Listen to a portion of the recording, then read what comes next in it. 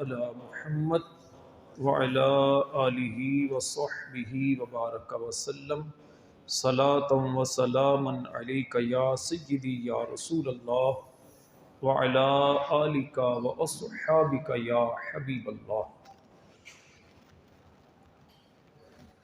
تھوڑا اس طرف کو،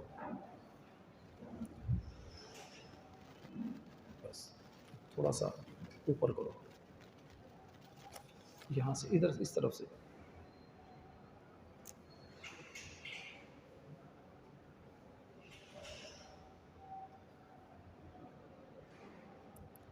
بس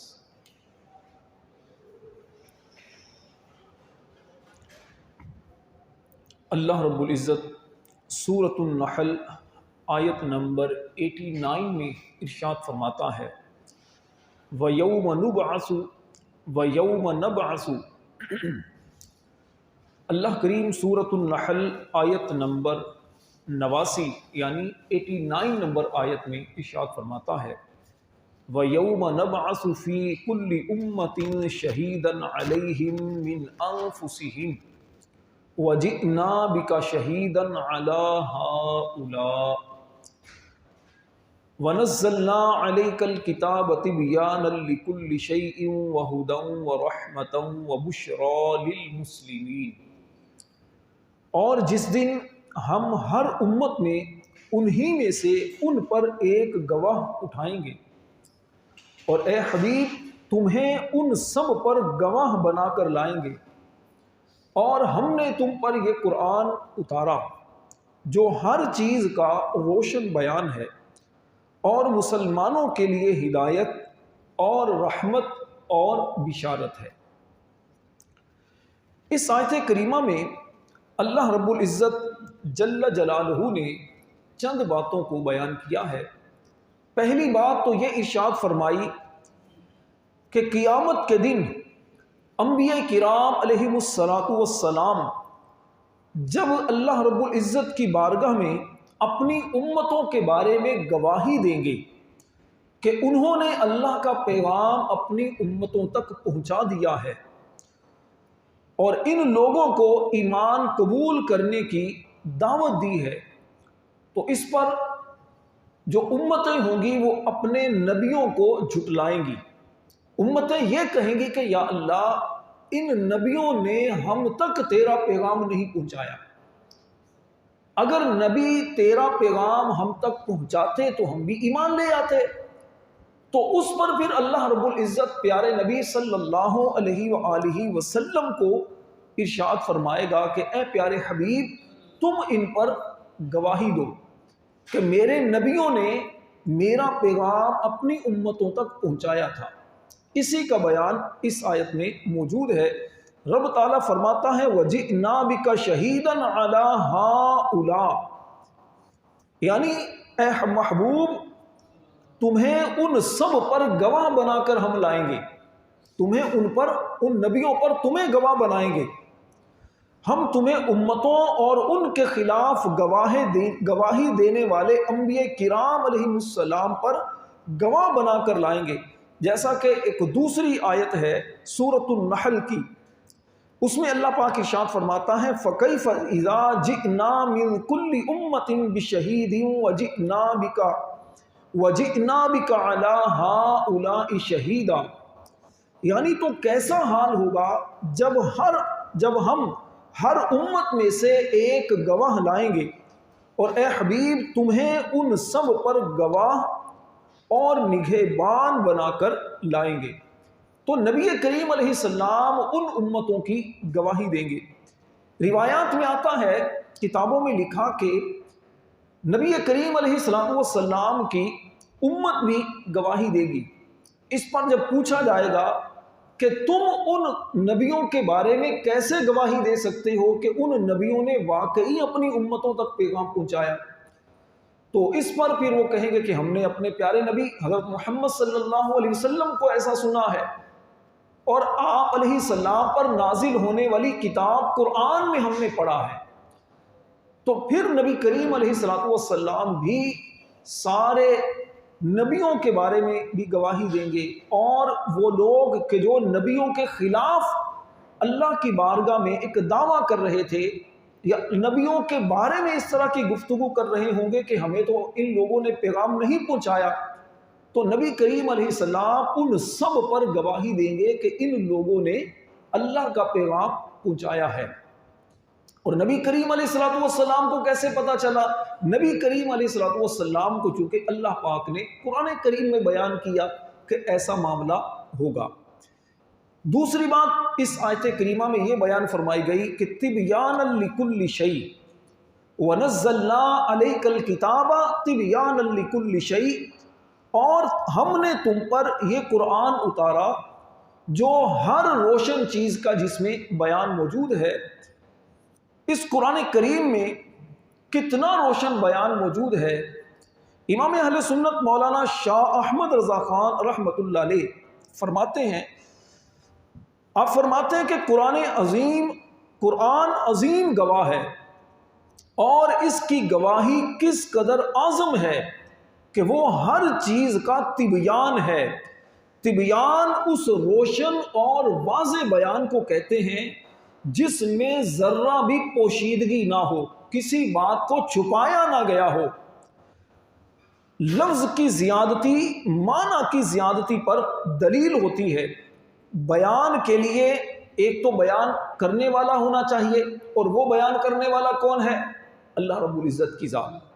اور دوسرا وہ کہ جس کے لیے بیان کیا جائے، اور وہ ہیں یعنی سرکار دو عالم علیہ السلام کی مبارک ذات ہے کہ جس پر قرآن عظیم اترا ہے، یعنی ہمارے سردار صلی اللہ علیہ وسلم۔ اور پھر قرآن میں فرمایا تبیانا لکل شیء، یعنی اس قرآن میں ہر چیز کا روشن بیان موجود ہے، اس میں کچھ بھی پوشیدہ نہیں ہے، چھپا ہوا نہیں ہے، سب کچھ واضح طور پر بیان کیا گیا ہے۔ اہل سنت کے نزدیک شے ہر اس موجود چیز کو کہتے ہیں کہ اس میں تمام موجودات داخل ہوتے ہیں۔ مطلب کیا؟ شے، چیز، اس سے مراد کیا ہے؟ اس سے مراد ہر وہ چیز ہے جس میں کائنات کے اندر جو کچھ بھی ہے وہ سارا کا سارا اس میں داخل ہو جاتا ہے۔ یعنی اس کے اندر فرش سے لے کر عرش تک جتنا کچھ ہے، جتنی چیزیں ہیں، وہ ساری شے کے اندر داخل ہو جاتی ہیں۔ مشرق سے لے کر مغرب تک ذاتیں، حالتیں، حرکات، سکنات، پلک کی جنبشیں، نگاہیں، دلوں کے خطرے اور ارادے، اور اس کے سوا جو کچھ ہے وہ سارا کا سارا اس شے میں موجود ہے۔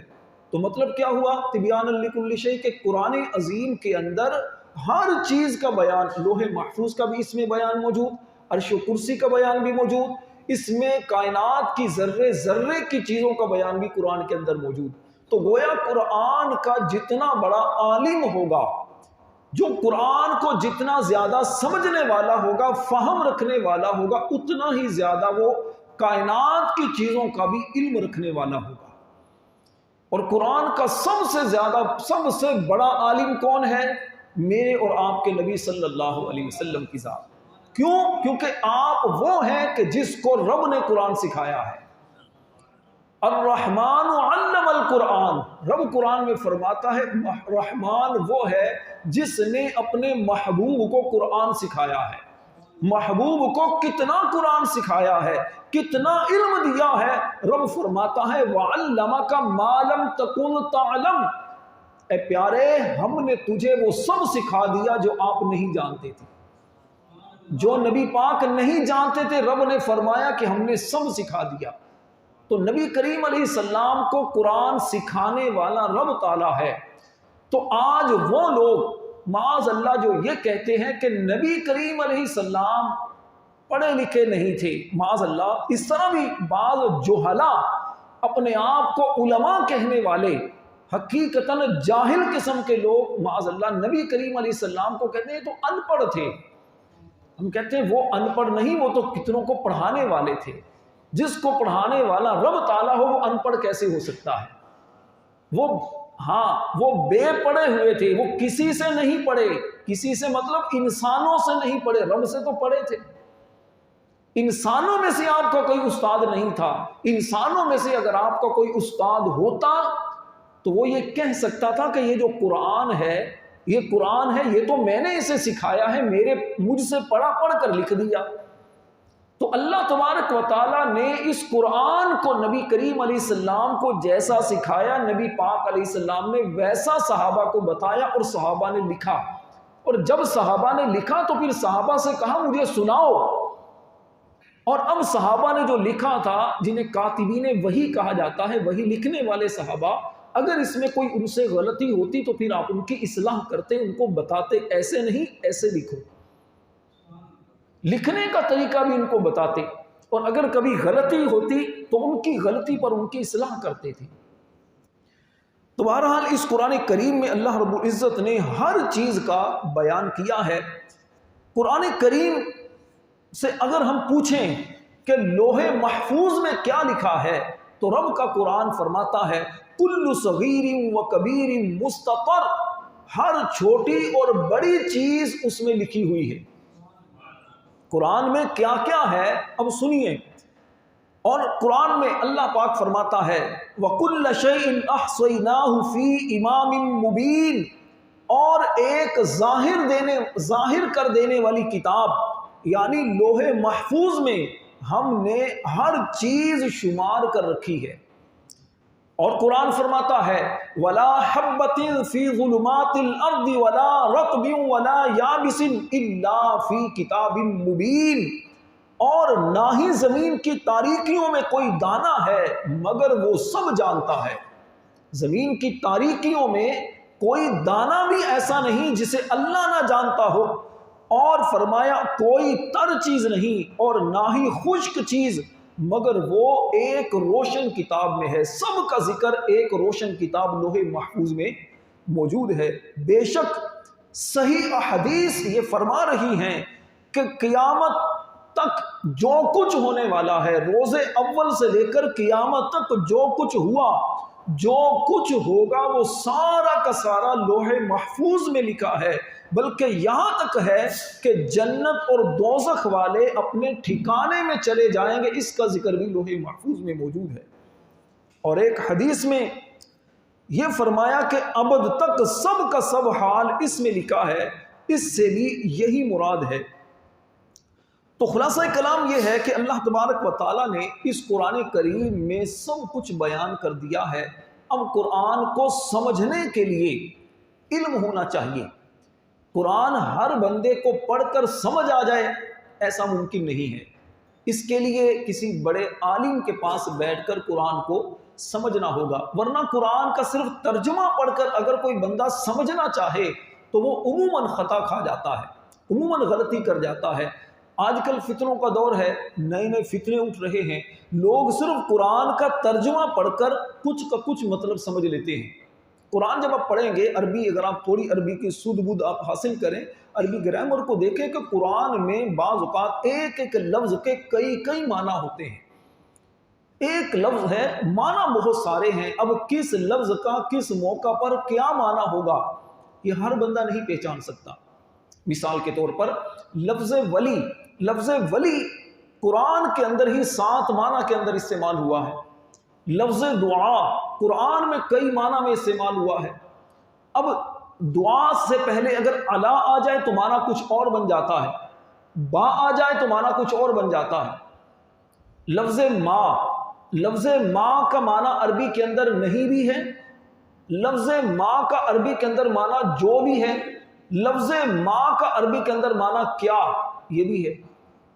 یعنی نہیں جب ہوگا اس وقت ہوگا مائے نافیہ, جب لفظ ماں جو کے معنی میں ہوگا اس وقت ہوگا اس میں موصول کے طور پر استعمال, اور کبھی استفہام کوئسچن کے طور پر ما ھذا یہ کیا ہے, ماذا تفعلون تم کیا کرتے ہو, ما فعلا اس نے نہیں کیا. تو معنی کیسے بدل رہے ہیں, اب کس کو پتا چلے گا لفظ ماں کا مطلب کیا ہے. اسی طرح لفظ کانا ہی 4 معنی میں عربی کے اندر استعمال ہوتا ہے. کبھی کانا زائدہ استعمال ہوتا ہے, کانا لکھا ہوتا ہے لیکن ترجمہ نہیں ہوتا. کبھی کانا کا مطلب ہوتا ہے کانا ماضی کے لیے استعمال ہوتا ہے, اور کبھی کانا استعمال ہوتا ہے کہ جیسے کان اللہ علیمن، اللہ علیم ہے، کانا تامہ اس کو کہا جاتا ہے، اور کبھی کانا یہ ہوتا ہے یعنی کہ ہو گیا کے معنی میں، جیسے کان الماء باردن، پانی برف ہو گیا۔ اب یہ کس کو سمجھ آئے گی؟ تو اسی طرح قرآن کو سمجھنے کے لیے ایک تو عربی فہم ہونا ضروری، دوسرے نمبر پر قرآن کو سمجھنے کے لیے اللہ رب العزت کی محبت دل میں ہونا ضروری، نبی پاک کی محبت تقدس ہونا ضروری ہے، ورنہ صرف قرآن کے ترجمے کو دیکھتے دیکھتے بندہ کہاں کا کہاں چلا جائے۔ تو قرآن میں ہر چیز کا بیان ہے، لیکن اس بیان کو سمجھنے کے لیے بھی علم چاہیے۔ اور پھر رب تبارک و تعالیٰ نے قرآن کریم کے اندر جو جو علوم کو بیان کیا، صحابہ کرام، بزرگان دین، اگر ان کی سیرت کو پڑھیں، ان کی زندگیوں کا مطالعہ کریں تو پتہ چلتا ہے کہ انہوں نے زندگیاں صرف کر دیں، لیکن قرآن کے اگر گہرائی کے اندر جتنا چلے گئے، جو اتنا سمندر ہے کہ جس کا یوں سمجھیے کہ کوئی تہ نظر ہی نہیں آتی۔ قرآن ہے، رب کا کلام ہے، کسی انسان کا کلام تھوڑی ہے۔ آپ کسی بندے کا کلام چند مرتبہ پڑھیں اکتا جائیں گے، لیکن قرآن ایسا ہے جتنا پڑھیں گے دل میں سکون اور قرار ہی پیدا ہوتا رہتا ہے۔ نبی کریم علیہ السلام پر قرآن کریم نازل ہوا اس وقت سے لے کر آج تک ہزاروں لاکھوں قرآن کی تفسیریں لکھی جا چکی ہیں، لیکن جو آنے والا آتا ہے، عالم صاحب علم آتا ہے، وہ نئے سرے سے قرآن کو جو بھی بیان کرتا ہے وہ حیران رہتا ہے، یار یہ کہاں سے چیزیں آ رہی ہیں، اتنی گہرائی ہے قرآن کے اندر، کیونکہ یہ رب کا کلام ہے، یہ کسی بندے کا کلام نہیں۔ امام شافعی رحمۃ اللہ علیہ فرماتے ہیں کہ امت کے سارے علوم حدیث کی شرح ہیں، امت کے جتنے علوم جو ہیں نا، یہ سارے کے سارے نبی پاک علیہ السلام کے فرامین، آپ کی حدیث کی گویا شروحات ہیں، ان کی وضاحتیں ہیں، اور نبی کریم علیہ السلام کا جو حدیث ہے، آپ کے فرامین ہے، حدیث ہے، یہ قرآن کی شرح ہے۔ اور امام شافعی نے یہ بھی فرمایا کہ نبی پاک علیہ السلام نے جو کوئی حکم بھی فرمایا وہ وہی تھا جو آپ کو قرآن سے سمجھ میں آیا، کیونکہ نبی پاک علیہ السلام اپنی ذات سے، اپنی طرف سے کچھ نہیں بولتے، باپ وہی بولتے ہیں جو رب کی طرف سے آپ کو تعلیم کی جاتی ہے، اور اس کی گواہی رب نے قرآن میں دی ہے۔